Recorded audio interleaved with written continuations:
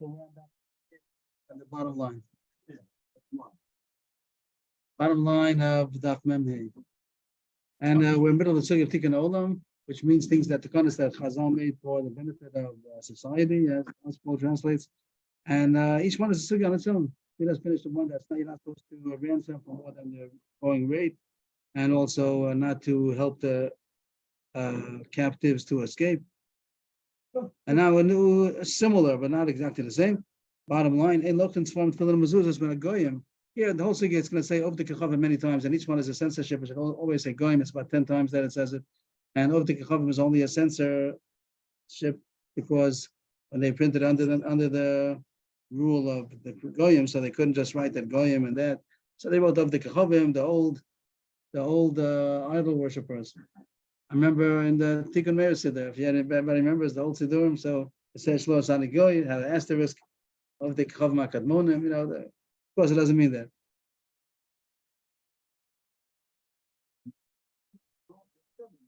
You're right, it wasn't there, it took it out. Right, when we got out of yeah.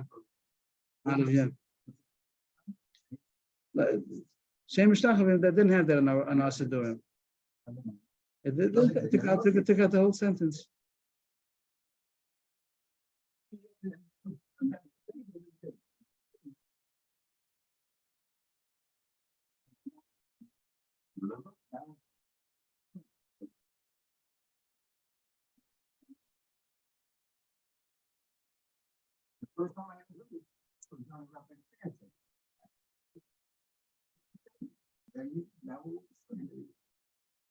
Mm-hmm.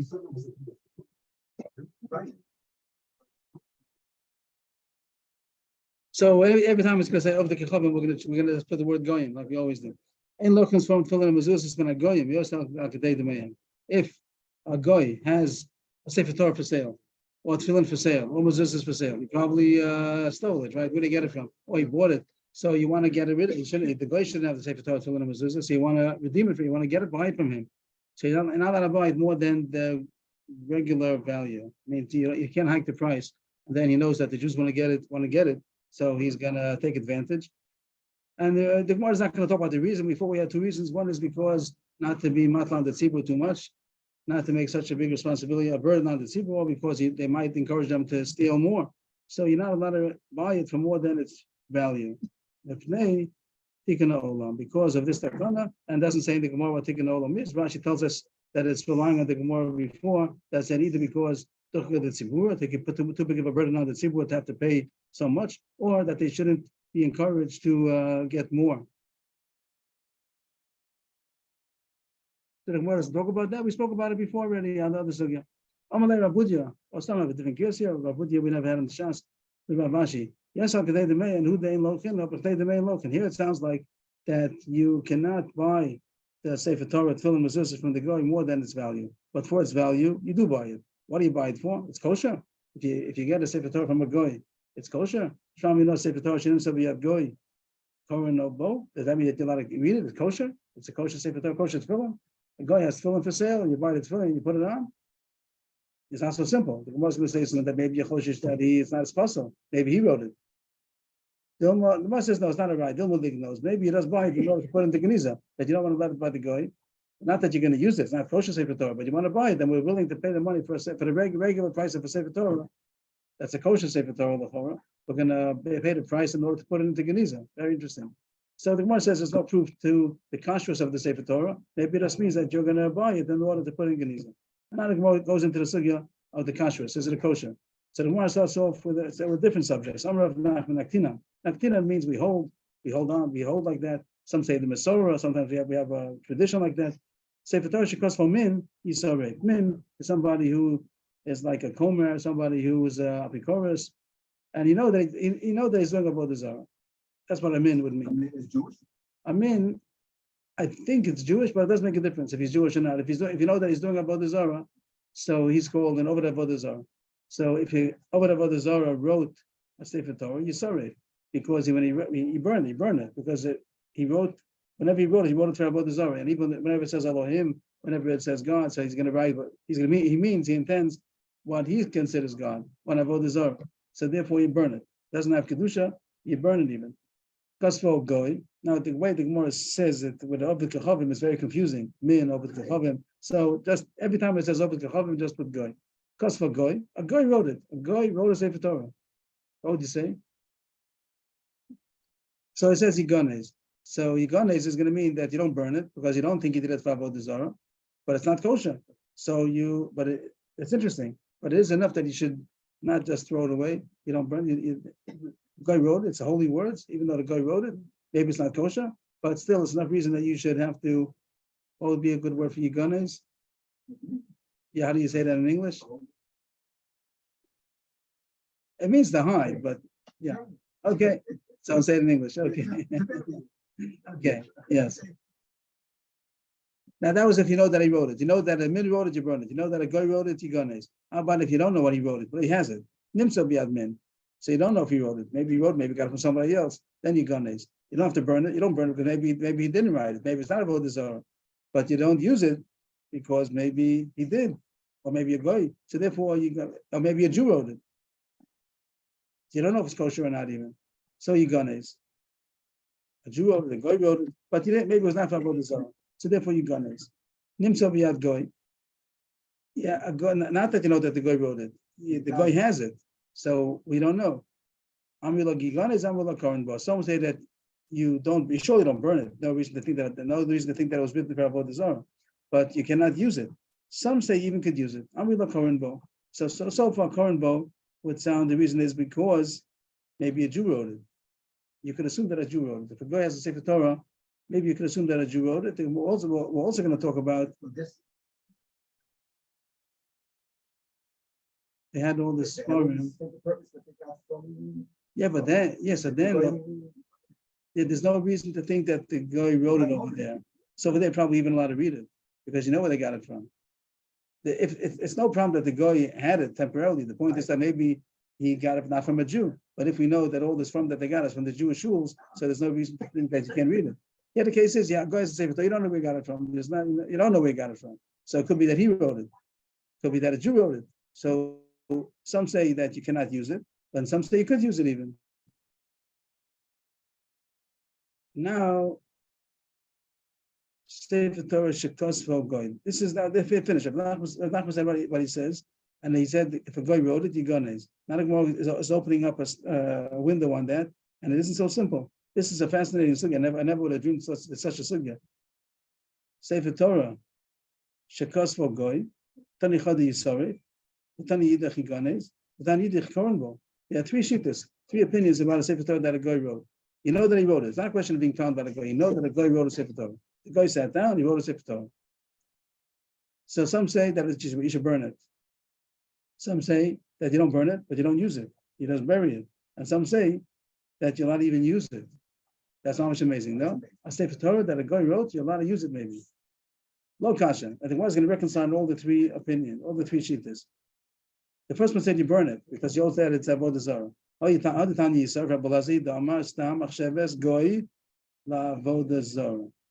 the Rabbi Elazar says that stam goy does Avodah Zarah. So just like a min, kosmo min yisarif, so kosmo goy yisarif, because he holds that a goy, stam goy, does it for Avodah Zarah. So you have to burn it. Okay, but not everybody holds like that. Not everybody holds that every goy is Avodah Zarah. But the Tanya Yigane is high Tanahu, the Tanya Avrohom, the Rabba Mepashuanya.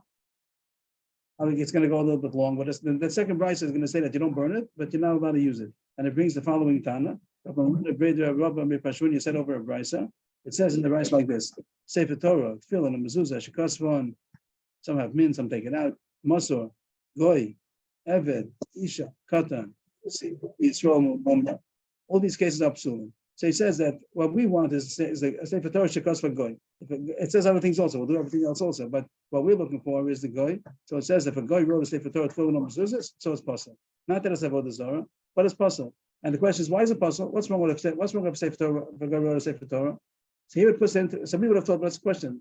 Okay, I'm on the same page as Moshe. What's the question? But the Gemara doesn't say that. The Gemara says, why is there a Sefer Torah that a goy wrote? Why is it possible? It puts it into the same category of a woman writing a Sefer Torah, even though she's Jewish, but she's a woman. What's the problem? And also it says here about a Moser. A Moser is someone who's a Moser, and a min, he gives over Jewish property to the goyim, and the min might be an apikoros, and a goy, Eved Kanani, Isha, Katan, a minor, Kusi, is a question if he's Jewish or not. Yisrael Mummer, that he goes, he's not observant. So all these cases are possible. Why is it possible? So it brings a drasha that I never would have thought of. Shenema ukshartam uchsavtam. It says you should tie on tefillin on your hand, and you should write. So the first round, the pasuk, of course, you read the pasuk. It says uchsavtam al mezuzos beisachal v'sharecha. So I would think that the drasha is just saying that tefillin and mezuzos are compared to each other. Let's say I'm not saying what I would think from the pasuk alone. If you want to compare them, even if you have a hekesh between ukshartam and uchsavtam, the most I would say is that well, it's chayv in tefillin, it's chayv mezuzah. If you're not chayv in tefillin, you're not chayv mezuzah. But the Gemara is not saying that. The Gemara is saying that somebody who's in the parsha is included in the obligation to put on tefillin. He's included in the ability to be able to write tefillin. I think the Gemara is saying Drash. It isn't just a comparison between tefillin and mezuzah. It makes a word after the word uchsavtam you stop. Uchshavtam los al yadecha, vayilo tetafas benenecha, uchsavtam. And period. Not uchsavtam al mezuzah. We're not talking about mezuzah. We're talking about tefillin alone. And it says, tie the tefillin and write. Write what? Write the tefillin. That only one who's eligible. It's a drush. It's not a pshat. Anybody who's eligible to write tefillin, only somebody who's mechuyev in the mitzvah of tefillin. So a woman, she doesn't have the mitzvah of tefillin, so she's not eligible to write the tefillin. The question of writing the tefillin is not a mitzvah. It's a question of creating, like making tefillin, making tzitzis. So you want to make the Sefer Torah, make the tefillin. So here we say that a woman, if she's not chayav to wear the tefillin, she's not able to write the tefillin. She's not kosher to write the tefillin. And also you're going to say by mezuzah. Well, really she's chayav in mezuzah, but we're going to say at Russia that only if she's chayav in tefillin. Also, here we are going to compare tefillin and mezuzah maybe, but that's not the Gemara's point. It does say that the woman is puzzle on all these things. She's not chayav in learning, so she's not allowed to write a Sefer Torah, or she's not chayav in tefillin, so can't do a Sefer Torah mezuzah. And that's how the only reason why a guy is puzzle to write a Sefer Torah, tefillin and mezuzah is only because of this reason. I was very, very surprised. The only reason why a guy is possible to write a Sefer Torah, and it's, otherwise, why shouldn't it be a kosher Sefer Torah? He wrote all the words correctly.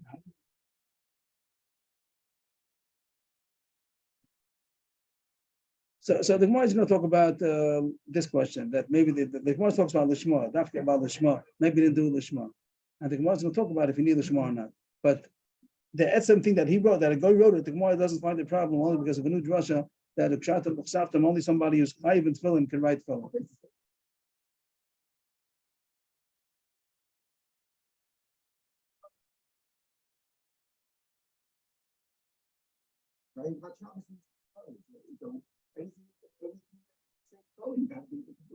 It doesn't say. It doesn't seem that. It seems whoever's chayiv. I think maybe the Gemara means like you're saying. I thought the Gemara means that only someone who's chayiv in the mitzvah of writing a Sefer Torah, or something like that, or the mitzvah of tefillin, whatever, because of the hekesh, because of the drush over here.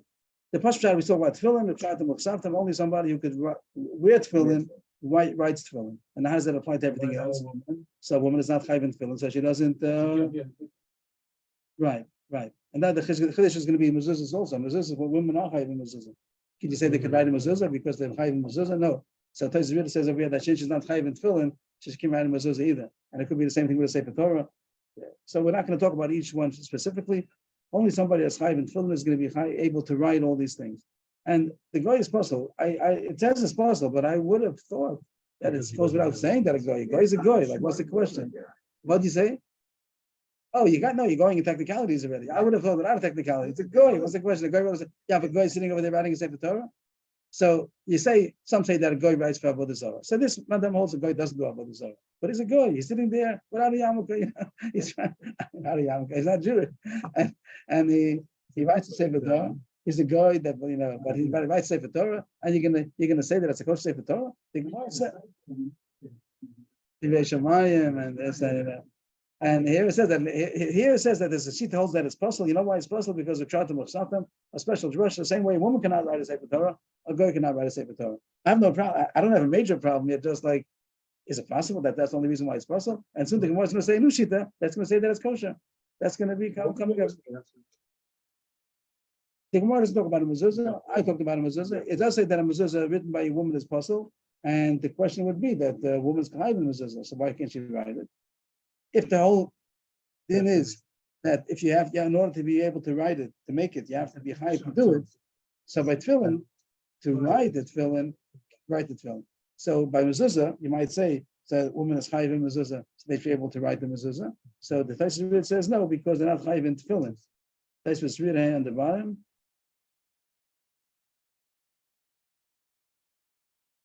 Where's that? Do I see it here?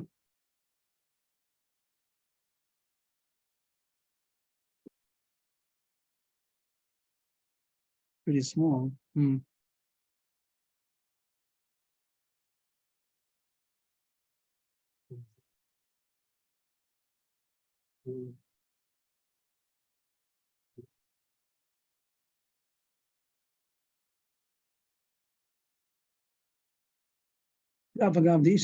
this print, it's 3 lines before it spreads, but not another print.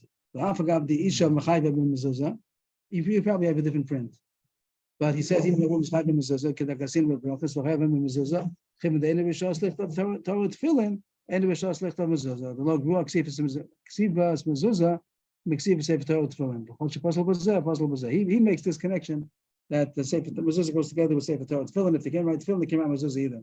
So that's the answer to Kasha, that a woman is chayiv in mezuzah. So he says even though they're chayiv in mezuzah, they're not chayiv in tefillin, and it has to be all everything package deal. The pasuk puts it all together. So what does Gemara say? That the one who says that it's burnt is because a goy thinks of Avodah Zarah.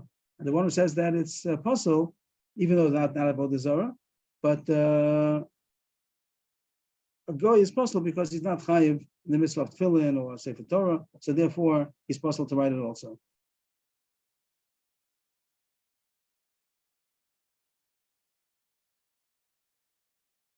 And the third brisa said that it's kosher, that a sefer Torah that a goy wrote is kosher. But a Tanya Korenbo, you're not even going to read the sefer Torah. Hi Tanya, who is the following Tanya, the Tanya, Lochins form and a goyim, the whole makom. You're allowed to buy sefer Torah from goyim any place. And as long as it's written kosher, it was written halachically correct. But the fact that a goy wrote it is not. Now here really says just to buy it. It doesn't say that you know that he wrote it. But now the Brisa brings a story. There was a goy in Sidon, Zayden, that used to write Sefer Torah. And Rav Shimon Gamliel says you can buy it and use it. So here he is. He holds that a goy. He doesn't know the Pshat Muchsaftam. He doesn't know of this drasha that you have to be able to chayiv in the mitzvah in order to write to make it. So he holds that a goy could write Sefer Torah. You believe it? Rav Shimon Gamliel says he can write. He holds that a goy because he doesn't know of this drasha. Probably also a woman also could write. A woman could write. The Eved could write. A goy could write. And the only reason why somebody else that a goy could not write a Sefer Torah is because special halacha of Pshat Muchsaftam, a drasha that you have to be chayiv in tefillin or chayiv in the mitzvah. And there was a side problem now. What's going to be with Lishma? This was Avrohom's question. What's the technicality? Lishma, other issues also. Lishma, what else did you have? Something else? Yeah. No, that's not the issue.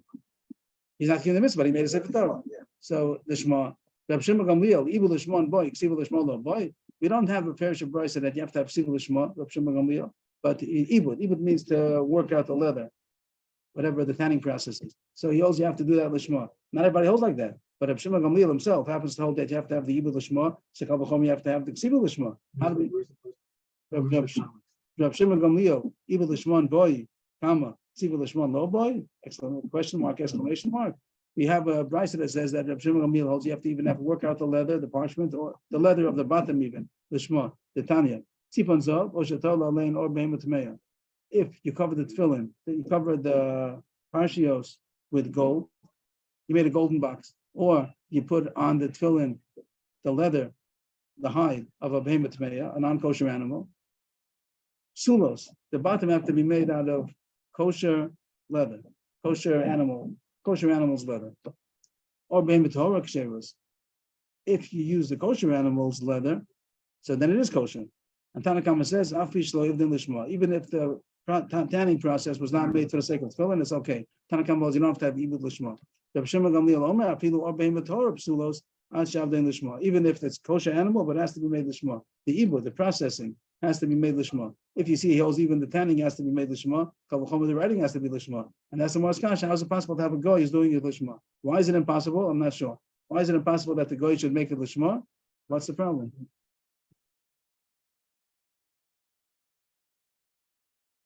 So let's see two more lines and see what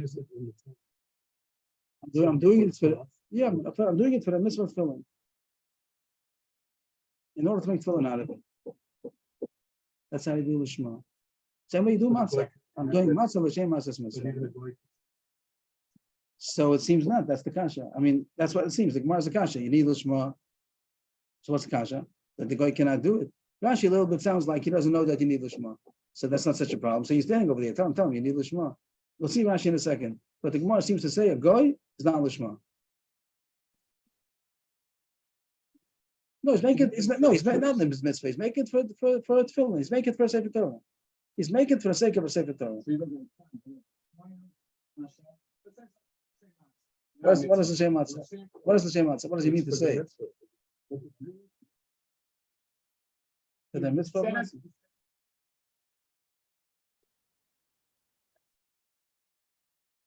For the mitzvah of matzah.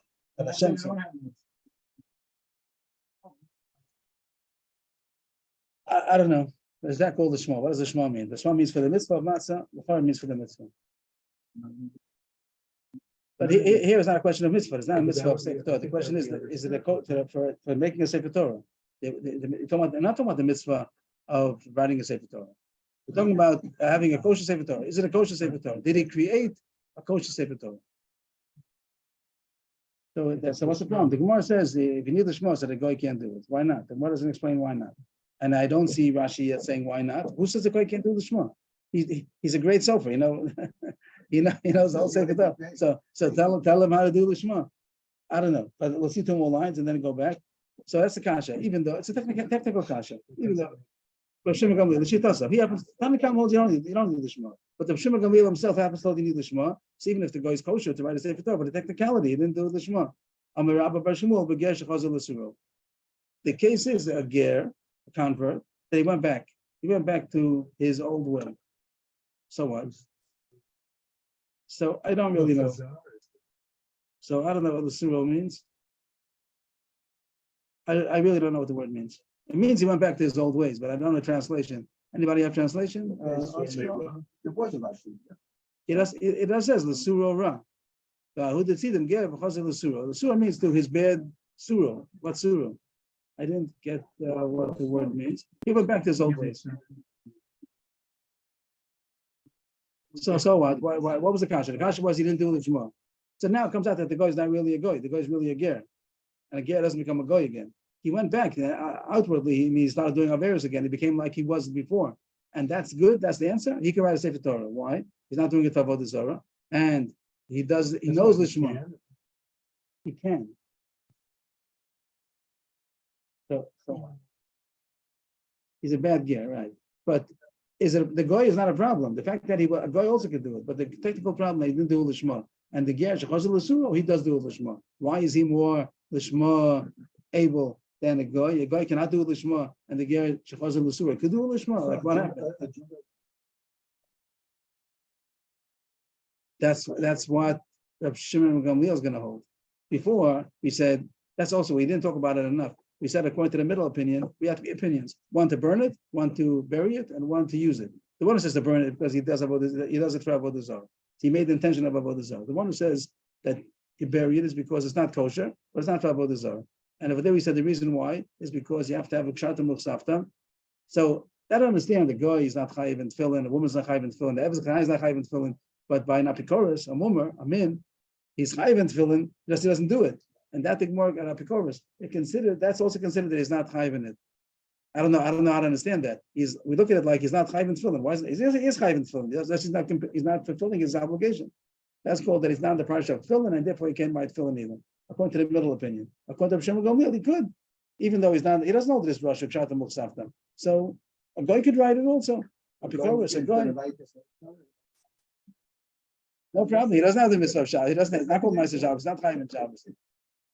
Gesh chazal l'sura.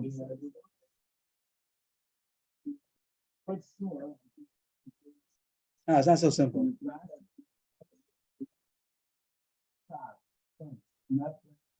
Sar with a sin, sar, like to be an officer. Sin, even though it says with a samach. And it goes out to what? He went to his what? Went back. Why is it called? The Sar means that it means the Yetzirah. The Sar is that. Okay, harp shot. Also with a sin. He went back to his sourness, to his stomach. It's Yetzirah.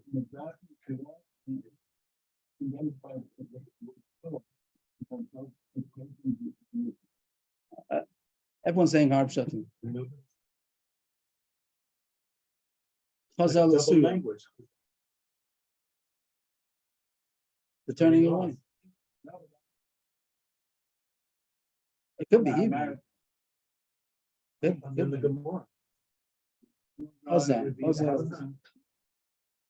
wouldn't be bad if it's Hebrew. It doesn't have to be Aramaic. Yeah, mostly Hebrew.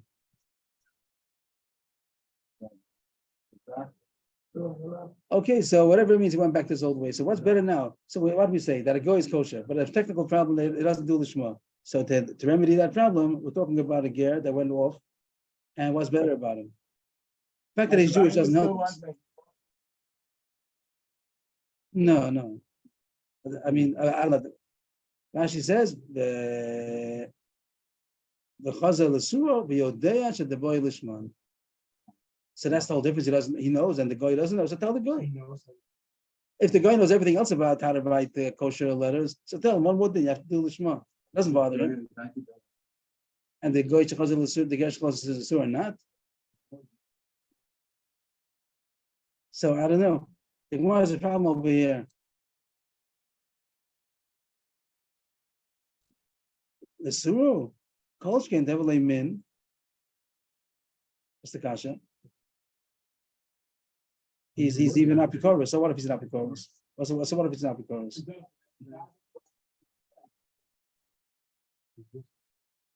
He's worse than a guy. Not that if he's kosher or not, he's kosher because this Bryce holds that a kosher. Rav Shimon Gamliel holds that you don't have to be yeshno b'ksiva. That wouldn't be a problem. Being a guy is not a problem. Being apikoros is not a problem. But the problem is going to be he's not doing it lishma. Amr Abashi avodah even. Amr Abashi shechazal l'suro mishum yira. He went back because he was scared.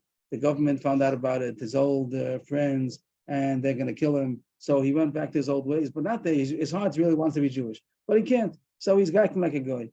But that's the case of the guy who's kosher. If you need lishma, he's doing it lishma. So it's very interesting that this. Right, and that's what the Bryce meant before when we said that a guy is kosher. There's a Bryce that said one Bryce, I guess so. They have three opinions. One says maybe I'm wrong, but the way I think they seem to read the Gemara, one opinion is that you burn it, one is that you bury it, one is that you read it, it's kosher. And the one that says you burn it because he holds that Stam Goyim are thinking about Avodah Zarah. Stam Goy is over Avodah Zarah. Second opinion holds that a Stam Goy is not an Avodah Zarah, but he's possible because of Charta Mukhsafkan. Only somebody in the parsha of doing the mitzvahs, of reading, wearing tefillin, etc. So he's not. So that's why he's possible, like a woman, like an evet, so also apikoros and also a goy. And the third opinion holds he doesn't know the Charta Mukhsafkan. He doesn't know that it's necessity. So therefore, it's kosher to write Sefer Torah. The only issue is it has to be lishma. Oh, side problem. Even that's machlokes. Some you don't need lishma. Some you don't need ibul lishma. So you don't need ksiva lishma. Others hold you do need lishma. Rav Shimon Gamliel personally happens to hold you have to have lishma. So we'll find a case for him also that he was a ger that went back to his old ways because of fear, and that's why he's doing it lishma. But a regular guy will say he doesn't do lishma, and I don't understand why can't you tell a guy to do lishma? I don't know why.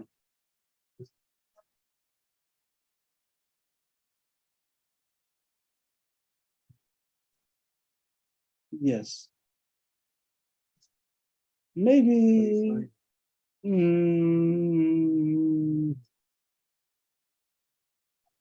Maybe that's different. Maybe that's even much better. The ones who they mamish wanted to do the mitzvahs, they were anusim the whole time. They were forced the whole time. And this is that he really went off because he really went off. Rashi does say that. Rashi did say that Rashi does say they're going to kill him. Rashi does make it sound. He did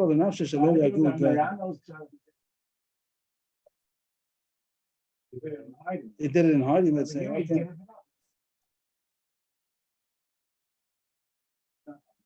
Mhm. That the goyim will kill him. I don't have. There's no put in.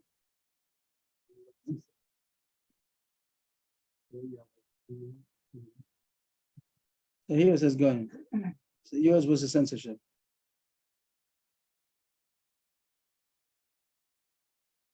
That's fascinating. Fascinating that a guy could write, according to one opinion, a guy could technically write a Sefer Torah. There's only a side problem if you need Lishma. We happen to hold you do need Lishma. Rav Shimon Gamliel holds you need Lishma. There was a time of come here, Mashma, you don't need Lishma, maybe. So it's fascinating. Yes. So you want to say that that's the same as the Gemara is talking about. That's the guy that's kosher. Yeah. Okay. So, but again, the Gemara is that's what Ram's saying. That's the same level. Okay, it could be. Maybe this is worse that he gave up the whole thing, even when he could do it in hiding, he also didn't do it. Okay, that's again fine. No difference. No difference. Once he's a ger, he's a ger. I don't understand this technicality why he can't do it with the Shema. I don't know. And the Gemara takes care of the technicality, so somebody who could do Lishma. But inherently, a guy would be kosher to write a Sefer Torah according to this opinion. And we pass like the middle opinion that it's possible because of Kshatim Saftam, and a woman is also possible to write a Sefer Torah. According to Hashem Gamliel, they'll be kosher. They do Lishma, they know everything. And there's no din of Kshatim Saftam. But we pass like the middle shita that you have to be somebody who's high in the mitzvahs in order to be able to write, to make the mitzvah. So in order to make Sefer Torah, to make films, make mezuzahs, you have to be high. Right. And Tais talks about, based on this, that the tie the lulav. So the woman shouldn't tie the lulav either, because she's not chayiv in lulav, so she shouldn't tie the lulav. All the mitzvahs only could create them if you're chayiv in them. So that's an issue. He said tzitzis also that there's no sugi about it, but based on our Gemara, so you can't make a mitzvah if you're not chayiv in the mitzvah. So you can't create tzitzis if you're not chayiv in tzitzis. Okay, new Gemara. How did this come in? Because we spoke about ransoming, buying out the Sefer Torah from the guy, and the question was, could you use it? So you can't prove to him obviously you could use it. Maybe you're only going to buy it in order to put in Geniza. But there is a sheet that holds that it's kosher, and we pass that as possible. So you're going to buy it back for its price in order to put in Geniza. That's what I hear is maybe better. Nimsa biyad goy. You don't know that he wrote it. Maybe he did. Bought it from a Jew. Maybe bought it from a Jew. So that was a question before. Amrila. Some say if you got it from a goy, some say you could assume that was from a Jew and you can read it, and some say no, that he got it from a goy or he himself wrote it, and therefore it's possible. So the issue of our mission doesn't get involved in all that, because even if you cannot read it, but it's worth to buy it back in order to put into Geniza that it shouldn't be staying by the goy. So if you could, to buy back the filling and mezuzah from goy. Tan Rabbanan. Malan b'dmei ma'atidei tapek. It says in the Mishnah that you're not allowed to overprice. You can't give more than the going price. But the Brisa says you can go up a little bit, not too much, but a little bit. You can go up and give a tapek more. How much is a tapek? My tapek, I'm a sheshes estira. So it's a kind of a coin. That's Zuz, I'm not sure. Rashi says estira. Does he say? Sell a Medina. He says it's a eighth of a sell at Suli. I don't know how much it's worth. But a certain amount of money that you are allowed to make it more expensive, it means the guy got a very good price for giving back the tefillin.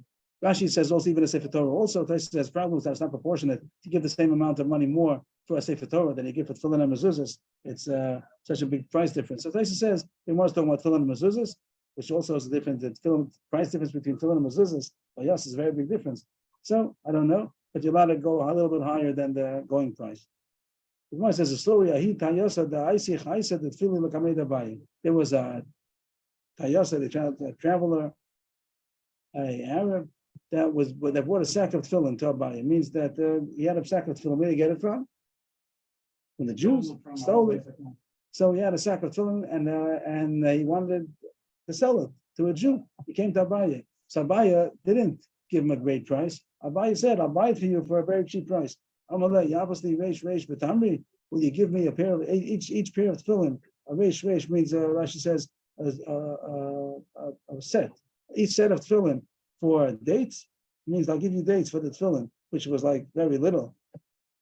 He didn't want to give him a good price. He wanted to give him a minimum price, maybe because he shouldn't do it again. So Imalia Zira, he got very angry. Right? For sure, but okay, we'll see right away what the problem was. He got very angry. Imalia Ziyara, Shakla, he took it, Shadasinu Benar, he threw it into the river.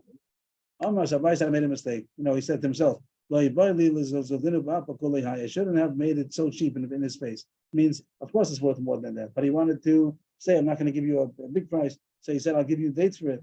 So he got angry and he threw it into the yam. So in the bargaining with the guy, so don't go too extreme. But trying to get a good price, don't go overpriced. A little bit you could go overpriced, a little bit. But to make it too cheap is also not smart because the guy might get angry. So that was the sugya about buying tefillin for more than its price. Or swarm tefillin was for more than its price. Yeah.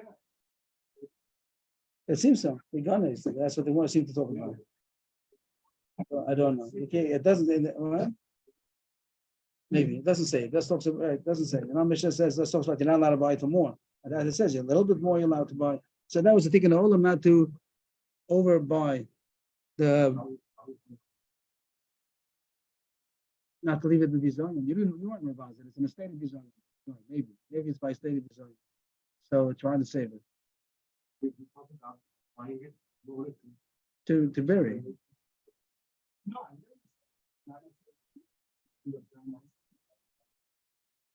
And Rashi on the top, he left that the Gemara doesn't discuss the reason why not to pay more. And the Gemara forced that by ransoming captives. One reason was because it's too burdened some on the tzibur, and some said. So it sounds like a little bit like a chiv. If it's not a chiv, so then that's not a burden on the tzibur. That they want to. So it sounds a little bit like a chiv, maybe. And the other reason is because they shouldn't be encouraged to do it more. So don't give them a good price. Next Mishnah, another tikkun olam, nothing to do with Maseches Gittin. It comes in a little bit about Gittin over here, but not. It's not here because of that. It's here because of the tikkun olam. If somebody divorces his wife because bad news that's going around her, bad rumors are going around her, so lo yachzir, he's not allowed to take her back. It's like when a man divorces his wife till she remarries, he's allowed to take her back. But here, if the reason why he divorced is because of bad rumors going around, he's not allowed to take her back. Doesn't say in the Mishnah why. And we're going to have to juggle it in the Gemara. Why not? The Gemara's going to talk about why. Here it doesn't say yet why. Why not? If he decides to take her back, he can take her back. No, lo yachzir. He's not allowed to take her back. Also, mishum neder lo yachzir. If the reason why he divorced is because she makes a lot of nedarim, she doesn't keep them, whatever the case is, she makes a lot of nedarim. So also, once he divorces her, he's not allowed to remarry her. You don't know why. Why not? I'll leave the Mishnah very plain and unexplained why. We don't know yet why. Why not? It depends if the public found out about the neder. She made a neder. If the people found out about the neder, or Rashi says that she made it in public, so then he's not allowed to take her. If he divorces her, he's not allowed to take her back. But if they did not find out about it, it wasn't made in public, so then even if he divorced her, he's allowed to take her back. That was Rabbi Yehuda. But Meir Omer, the different criteria. We know that there are two ways how to nullify a woman's neder. One is that the husband is mayfair. He just says, I nullify the neder. He doesn't have to have any reasons. The other one is that you go to a chacham, like any kind of Torah's nedarim. You go to a chacham and you say that I didn't mean that. I didn't mean it under certain circumstances. I didn't know the ramifications. So that means you have to have that to go to a chacham to investigate. So a neder which needs a chacham to permit, then if that's the reason why he divorced her, so then he cannot take her back. But if it was a kind of a neder that they don't need a chacham, a kind of neder he could have done himself, like something that has to do with their own personal life, intimacy, or things that affect him, so then he's allowed to be mayfair. If the reason why he divorced her is because of such a neder, he wasn't mayfair, and then he divorced her, he may take her back. So everything is left. I was just leaving everything like, Gzer Sakosa, like it doesn't make any sense. What are the reasons? What's it all about? How come he's allowed to take her back, he's not allowed to take her back? I don't know. So we have so far Tanakama, and then Rabbi Yehuda, Rabbi Meir, and one more. I'm Rabbi Lazar, Rabbi Meir says that the real problem is if it's a neder which needs a Torah Chacham. That's the lo yachzir. But the one that does not need a Torah Chacham, over there he may take her back. Rabbi Lazar says the exact opposite. That really Tzarech Hakiras Chacham is not the problem. Really, that should be mutter. It should be the exact opposite. In essence, Rabbi Lazar would say both the opposite of what Rabbi Meir said, that if it needs a chacham, it needs a Torah, then you may be machzir. And if it does not need a Torah, you can do a Torah, so then lo yachzir. But he says the Ma'aser they asked both.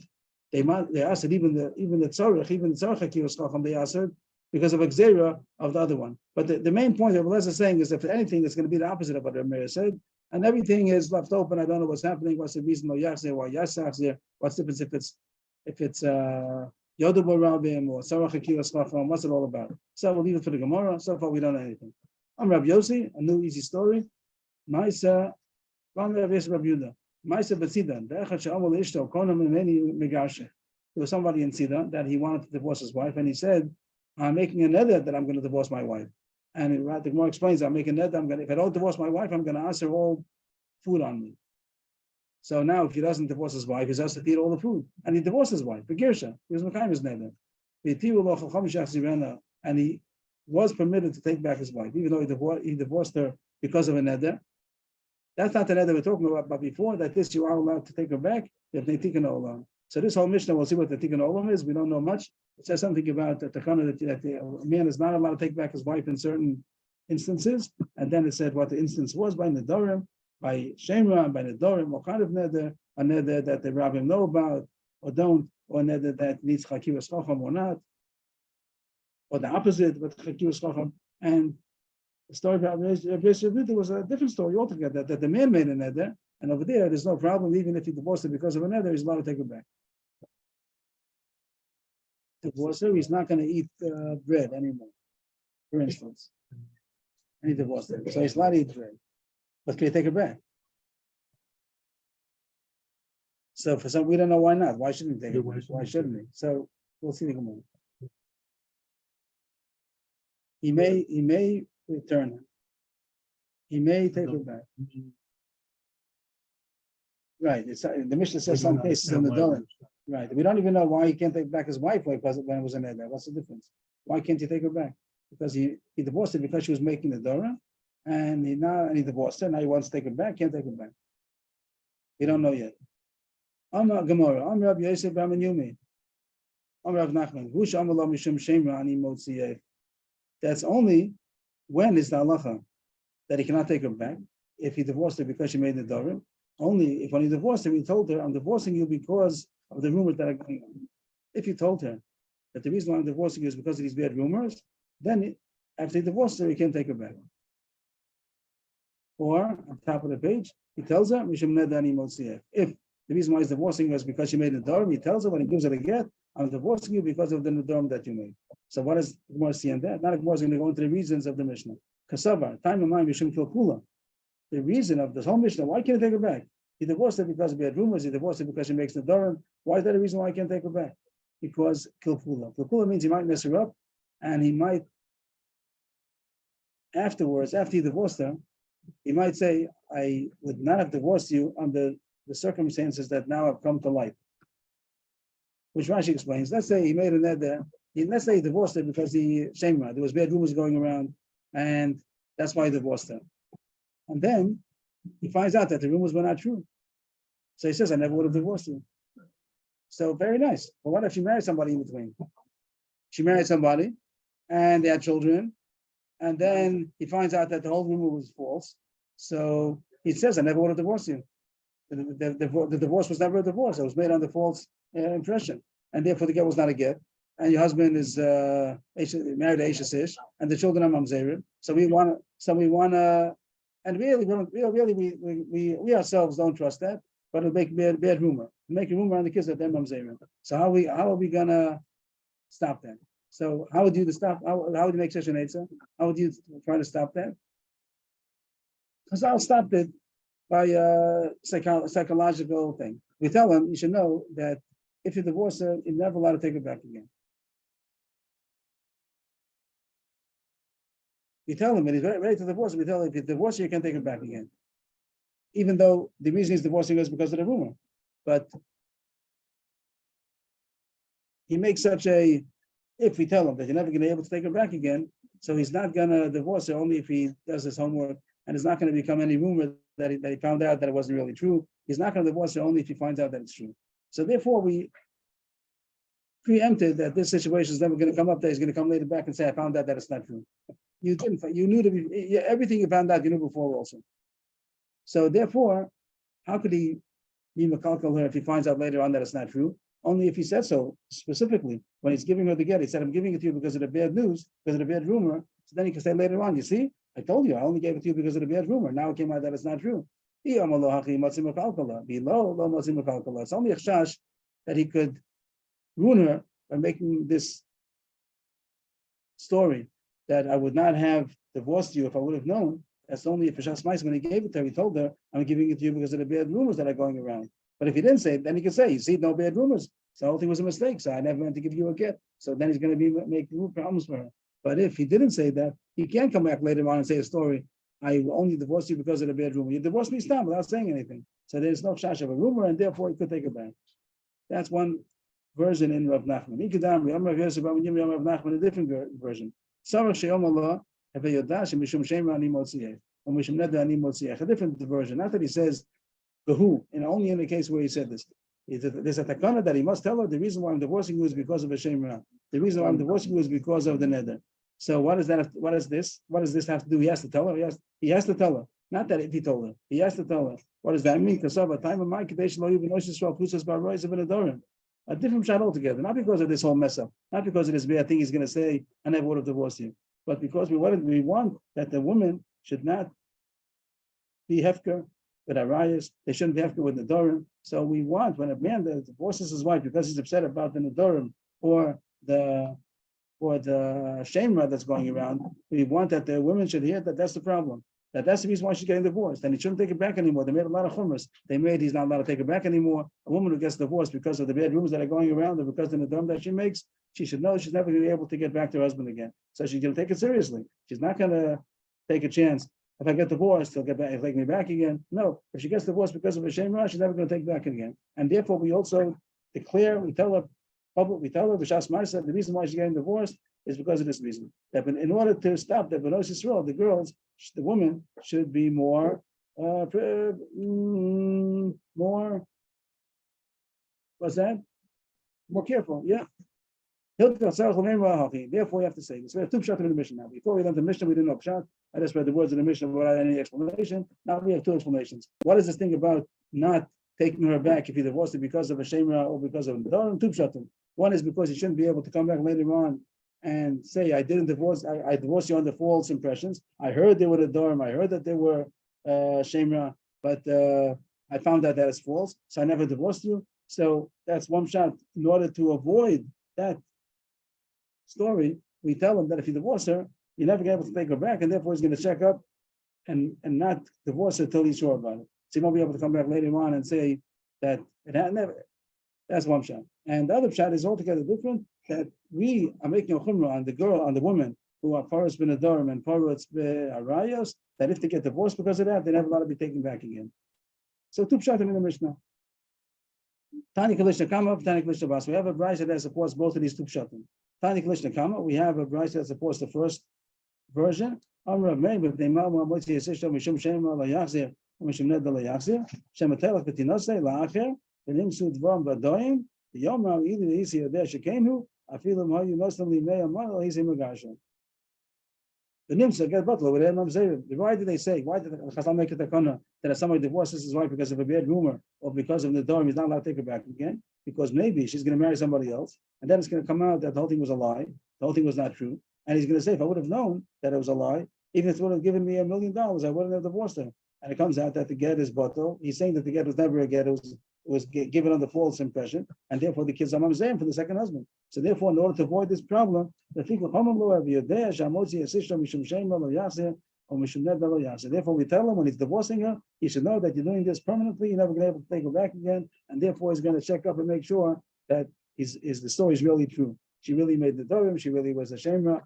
So that's one shot, and that's a brayso. The brayso Meir says that shot in our Mishnah. That's one shot. And now we also have a brayso like the second brayso, like the second a brayso like the second version of Rav Nachman, Tani Kalishna Basra. That the reason is because we made a chumrah on the women that if they get divorced because of such a reason, they shouldn't be able to get back again. How come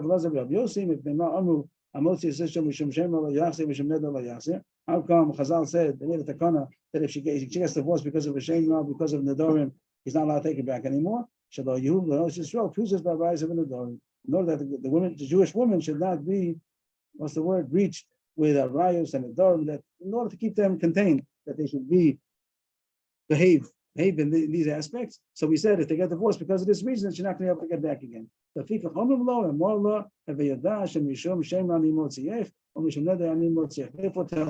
tell her when he's divorcing her, he should tell her the reason that she's getting divorced. So we have two pshatim in the Mishnah. Why they made such a takana that he should not take her back if he divorces her for these two reasons. Rav Yudah said it depends if it's a neder sheyodu bar rabbim or not. If it's a neder that's a public neder or not. What's the difference? If it's a public neder, then he cannot take her back. If he was not a public neder, so then he could take her back. What does that? How does that fit with our Mishnah, with the reasonings? So Rashi explains in the Mishnah that he's going with the pshat that it's because of kilkul, that he shouldn't be able to say if I would have known that I could be mata neder, I would not have divorced you.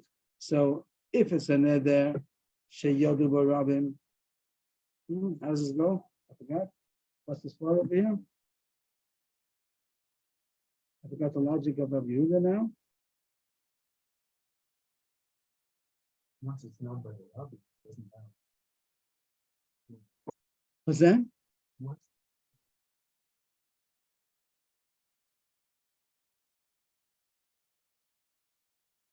No, the thing about not knowing about it is going to say that he didn't know that he could be that he can get out of it, that he could. He's saying that he doesn't know,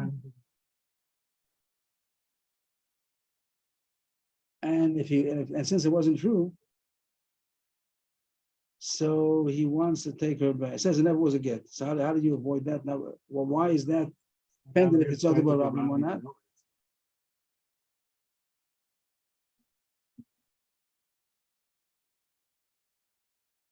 So Rashi says, I don't know if there's another possibility. Rashi says that he's not going with the pshat about he'll mess her up and say if I would have known. He's going with the pshat of how severe it is. That a woman making the Dorim, we don't want to be a woman making the Dorim. We don't want to be a Shemra, we don't want that should be porous with the Dorim. So serious neder, a woman makes a neder that can't take it back, you can't do a Torah's the Dorim on it. So that's a serious neder. That's like being extreme, not run it. She's making a lot of the Dorim. So then that's the kind of woman we said on her that she cannot take her back. But if it's a kind of a neder that it is possible to nullify, so that's not such a serious neder that we're going to make it a kind of that she's so bad that we don't want it. She has to be so threatened that she's right. So I don't put into the get. They just say when they give it to her, they say that's the reason why. And we have to. The husband has to know that the halacha is that she's not allowed to be taken back anymore. The husband has to know he can't take her back anymore. So no, the woman made the neder. The woman made a neder. She made a neder. Only the last case of the Mishnah comes out of it. But not in the last case, but earlier. And so it's talking about the woman made a neder, and what we holds the reason why we say lo yachzir is because we want to make it a kind of that women should stop being porous with the Dorim and porous barayas. So we give them a big punishment if they are that if the husband divorce, we don't tell the husband to divorce her, but if he does divorce her, there's no backs, can't go back anymore. And a view the holds that's only if it was a real bad neder. She made a neder that she can't have a charata on anymore because it was a neder b'rabbim, and no Torah. So that's kind of a neder that we said the husband cannot take her back. But if it would have been another neder, which is not so extreme, so then we didn't make the takana and he could take her back. No, we just don't want it to make it. We don't want it to make it a door. Nothing to do with the husband. We don't want it to make it a door. And a shema, we don't want it to be hefker. So if she's hefker, then hefker we don't talk about. But the case about the dorim, but Rita says only if it's a serious neder that's not able to retract. I'm Rabbi Shua ben Levi. My time is Rabbi Yehuda. So according to this part that I just said, is based on the fact that a neder that's berabbim is not able to retract. That's why it's a serious neder. And at that kind of neder, we're going to say that the husband cannot take it back anymore. So where do you know that a neder that was made in public is impossible to retract? Who says that a neder should have berabbim cannot be retracted? I'm Rabbi Shua ben Levi. My time with Rabbi Yehuda. Where does he know that from? This is talking about the Gibonim when they came and they tricked the Bnei Yisrael. They wanted to make a treaty with them that they're from a faraway land, and they made a treaty. They swore to them, and then they found out that they were part of the Givoni. They were Chivi. They were right there. So how come they didn't kill them? Because they made a shvua, that they made a treaty, even though it was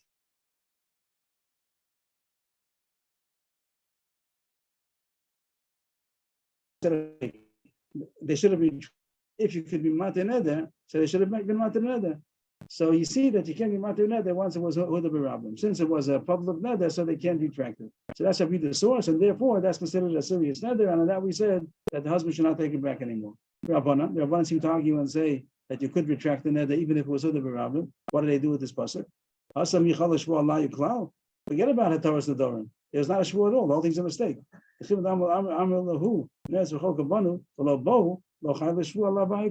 Since they said we came from a faraway land, and that's how they made the neder, we're going to be loyal to you because you're from a faraway land, and they were not. They were right there. So the shvua was not chal at all, even without being matan neder. You don't have to be matan neder.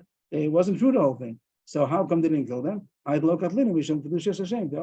did the chassidus, not to kill them because it shouldn't be kiddush Hashem. People shouldn't say that they went against their shvua, but really there was no shvua. So it's no proof to the whole subject about being retracting a nether or not. Really over there you're allowed to retract a nether, and over there was no nether at all. There's no shvua at all. It just was the kiddush Hashem, so therefore there's no proof to our subject, and they hold that you could be matir nether shehuda b'rabim. How much is a rabbin? A side point. Maybe parentheses. How much is a rabbin that says nether should have a rabbin? Everything says you can't retract. How much is a rabbin? Some say 3, some say 10. As we find, Yamim, Shnayim, Rabbim, Shalosh. Over there it says a pasuk Yamim Rabbim. Not a subject at all. Over there it's talking about Anida, how many days she flowed, and it says she Azuv Zav Dama Yamim Rabbim, that she flowed blood for a long time. And the Gemara says Yamim Rabbim means 3, because Yamim is plural, minimal plural is 2. And Rabbim, many days, so it means 3. So you see the word Rabbim is 3. So too, when we talk in the word of the Rabbanan, we say, that there should be Rabbim. How much is Rabbim? 3 people is considered Rabbim.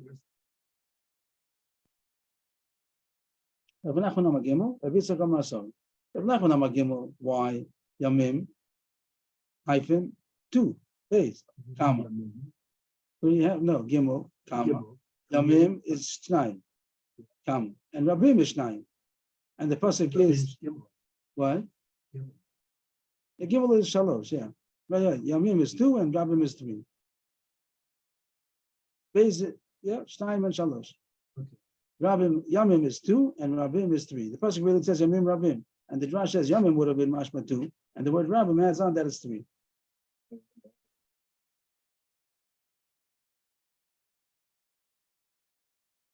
Doesn't mean this. It's going to be more than what have been the minimum flow. So Yamim would have mashma 2. Rabbim means more, so it means 3. So you find that Rabbim is 3. So to by us, when we say net the should of Rabbim, we mean 3 people.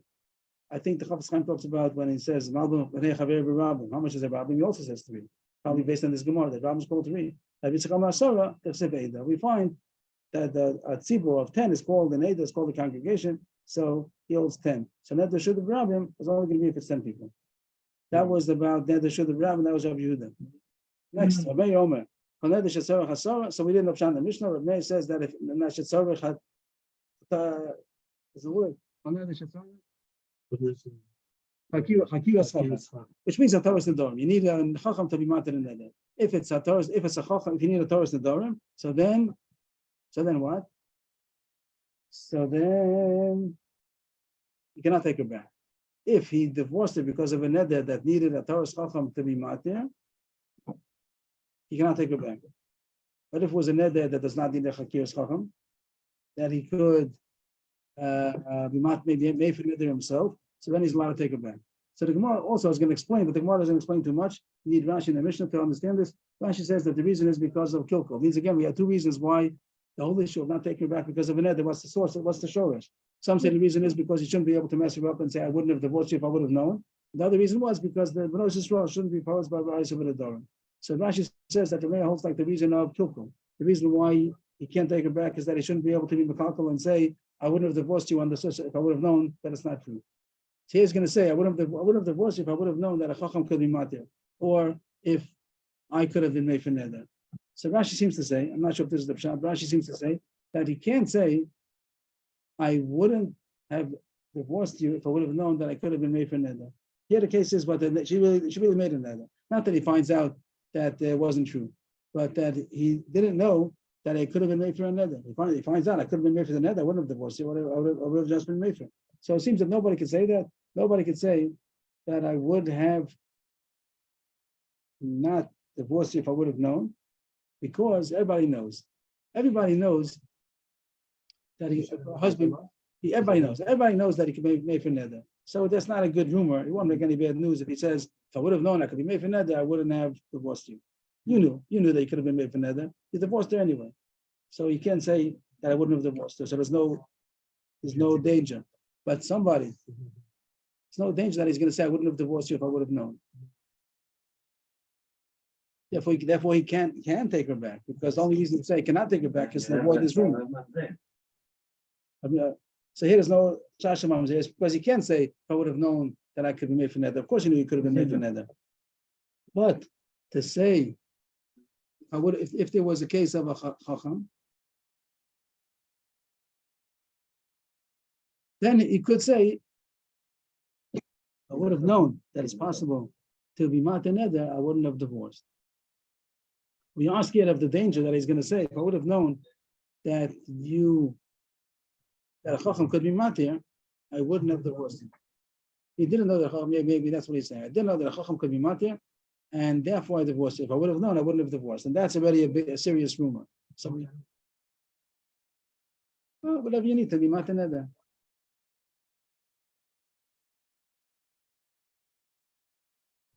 Has been right, but not any reason. And the chacham has to have a reason to be able to be matir. He has to do it. If he would have known, he didn't know the ramifications. It's too difficult, so he didn't. So that's called the Torah's chacham. And a person still, the husband still is possible for him to say that if I would have known that the chacham could have been matir, I would not have divorced. And that's like a serious taina. People, and then it comes out that the divorce wasn't a divorce, and the children are mamzer from the second husband. That was scared of. Rabbi Elazar is not scared of that. And that question is what are they arguing about? Why is Rabbi Elazar not scared of that? Tanya, Rabbi Elazar Omer, that really when it needs a Torah's chacham, that really should be mutter. Because there is no rumor over there. The only reason why they asked that is because in the tzarech. Now I think it explains what is that arguing about. Tzarech Torah's chacham. There are some that the husband himself is authorized to nullify if it has something to do with him, if it's intimacy or the inu nefesh or the dvarim shabino leveino, he's allowed to, and other dvarim he's not allowed to. So Rabbi Elazar says that really the only would have answered eino tzarech when he could be mefer. It means Rabbi Elazar holds the opposite of Rabbi Meir, that eino tzarech, the case of the eino tzarech hatar schacham where he could be mefer, that's the real problem. Rabbi Meir says that's not a problem. Who's going to say, if I would have known that I could be mefer? Of course you knew you could be mefer. Rabbi Elazar seems to argue on that. He seems to say that a husband will say, I didn't know that I could be mefer. But this other problem about saying, I didn't know that the chacham could be matir, that Rabbi Elazar is not really scared of.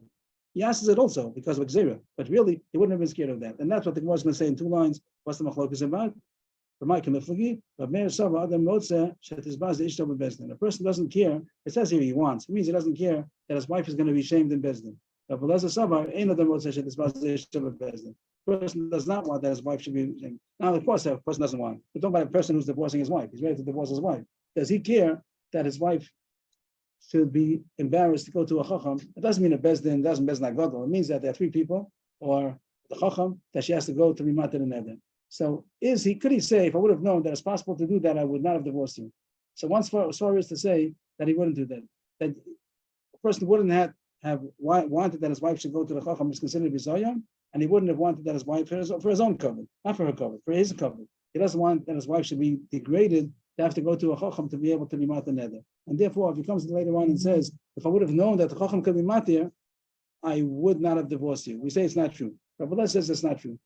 We know that he would have divorced her anyway. He wouldn't have wanted to go to a chacham. So therefore, there's no shash over there, and really we should let her take it back because there's no problem of kilkum. But Rabbi Elazar says I am going to answer it because of the case of tzarech. The case of tzarech, when you do need a chacham. The case of when it's afara, then he could have been mafra. I said I didn't know I could be mefer. If I would have known, I wouldn't know. That's a serious taina, and therefore we have to answer that he shouldn't be able to say such a rumor. So we asked him to take her back, and because of that, we asked it also the case of tzarech. A mayor says that a person doesn't mind. He can't say that I would have not. We can't say for sure that he would not have done such a thing. He would have said, if I would have known that I could be matir neder, be matir neder. So therefore, Meir says that is a rumor, that's a chash. But by a forest neder, there's no chash because everybody knows that a husband could be mefer. And Chavusha just pointed out that a forest neder says openly in the Torah, that's Parshas Matos, The Torah Shalom, it doesn't say in the Torah. You have to have a drasha to say a Torah Shalom. Somebody might say over there, he didn't know the halacha. So maybe that's what Meir holds, that by a Torah Shalom, you could say, I wouldn't know, I didn't know. And by a Torah Shalom, you can't say, I would have known. Of course you knew. And but No, you have to do it. yeah, but and he didn't.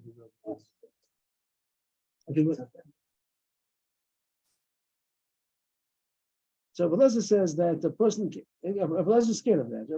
Yeah, he was absent that day in Cheder. He didn't know that halacha. But Meir said, well, he didn't know the halacha that husband could be made from. He didn't know. So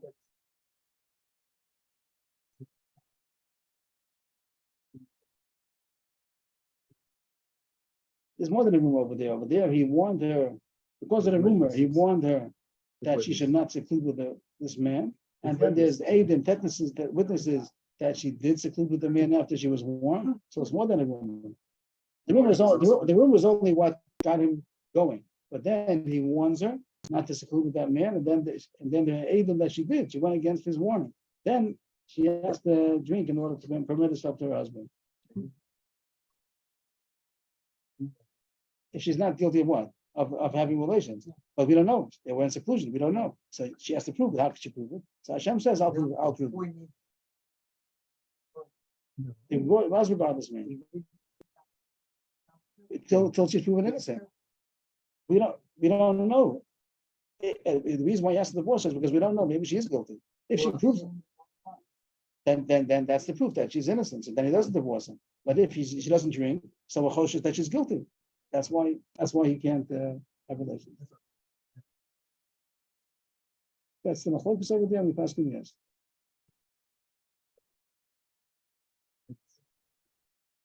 So on my own, I said that the husband was only this for the man. Why did I say that? Because why is that? Why do I think so? What?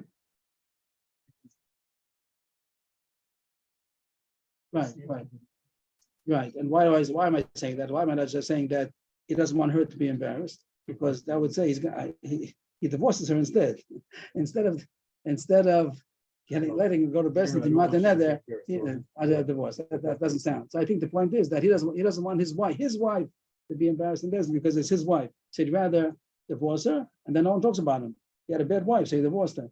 But if he's gonna send her to Bezdin and she's gonna be Mataneder, they're gonna say, oh, she whatever the great degradation it was, so it reflects him. His wife had to go to Bezdin. The Gemara continues just to finish off the sugya. Amar Rabbi Yossi, Rabbi Yehuda, Ma'aser Betzida. This was a story that somebody made a net that he's going to divorce his wife, and he divorced her, and then he could take her back. Thinking of Olam. My Tani Ma'aser. This story is not to the subject. We're talking about all kinds of stuff that the woman made, and now it comes in that he made a net. Something's missing. You have to amend the Mishnah. This, but sticking to the Mishnah, that only she was only if she made a nether, then he can take her back. But she did. No, he is she, and Ihu is who? Ihu is he. And but if he made the nether, then he could take her back. And that's what the story is. That's the